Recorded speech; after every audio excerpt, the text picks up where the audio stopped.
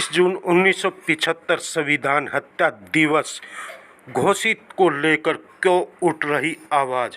आखिर 25 जून 1975 को ऐसा क्या हुआ था देश में जिसको संविधान हत्या दिवस घोषित करने का निर्णय लिया जा रहा है? इसी की आवाज़ को लेकर भास्कर राव रोकड़े ने आज दिल्ली के प्रेस क्लब में एक प्रेस वार्ता की, जिसमें प्रधानमंत्री नरेंद्र मोदी से गुहार लगाई कि 25 जून 1975 संविधान हत्या दिवस घोषित के निर्णय को रोका जाए। संविधान हत्या दिवस की बात करें, आज एक प्रेस वार्ता रखी गई, आखिर किसके द्वारा संविधान हत्या की बात की गई? देखिए, राजपत्र में 12 जुलाई को ही ये प्रकाशित हुआ है नोटिफिकेशन कि 25 जून 1975 को आधार मान करके उस दिन को संविधान हत्या दिवस के रूप में याद किया जाएगा। अर्थात उस दिन संविधान की हत्या करते हुए भारत में आपातकाल लागू हुआ था। मेरा मानना है कि संविधान की हत्या करके नहीं हुआ था, बल्कि संविधान में अनुच्छेद 352 में जो उल्लेख था, जो प्रावधान था, उन प्रावधानों के तहत तत्कालीन प्रधानमंत्री श्रीमती इंदिरा गांधी ने राष्ट्रपति को देश में आपातकाल लागू करने की सिफारिश की और उसके आधार पर आपातकाल लगा।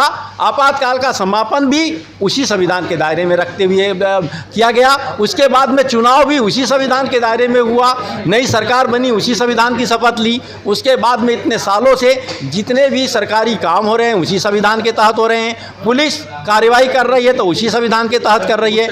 मतलब संविधान उस दिन मरा नहीं था, संविधान की उस दिन हत्या नहीं हुई थी।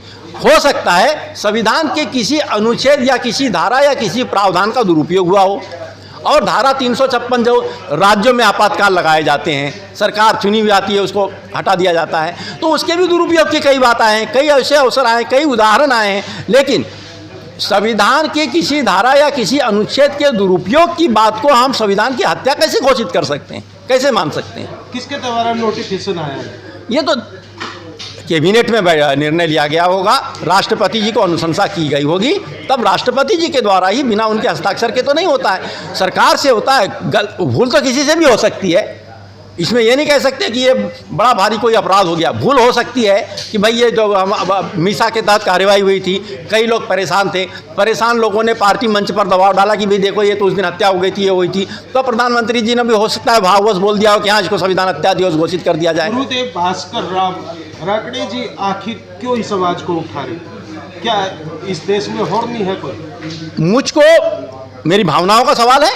मैंने पहले भी कहा कि भागवत गीता और संविधान दोनों के प्रति मेरी अटूट आस्था है। संविधान की हत्या होने की बात सुनकर मैं अंदर से हिल गया, द्रवित हो उठा और परेशान हो उठा। उद्वेलित नहीं होता कभी भी, मैं कभी भी सड़क पर उतरने की बात नहीं करता, कभी भी आक्रोश अनावश्यक व्यक्त नहीं करता। आक्रामकता मुझे बर्दाश्त नहीं है, आंदोलन बर्दाश्त नहीं है, हिंसा मुझे बर्दाश्त नहीं है। इसलिए मैंने प्रधानमंत्री जी को पत्र लिखा है, आग्रह पत्र लिखा है, और उसी आग्रह को लेकर पत्रकारों के समक्ष आया हूं कि मेरे आग्रह को और आप आवाज़ दीजिए और आग्रह के रूप में ही इस बात को उठाई जाए। क्या आपको लग रहा है प्रधानमंत्री जी सुनेंगे? यदि नहीं सुनते हैं तो हम न्यायालय में जाएंगे, न्यायालय से भी आग्रह करेंगे कि ये न्यायपालिका आप उसी संविधान के भरोसे चल रही हैं, तो आखिर ये संविधान आज 49 साल पहले खत्म हो गया, हत्या हो गई, तो फिर ये कैसे चल रहा है? गुरुदेव जी की कहाँ तक ये आवाज़ जाएगी? आप लोगों के माध्यम से अंतिम छोर तक आवाज़ पहुंच जाएगी, यह मुझे उम्मीद है।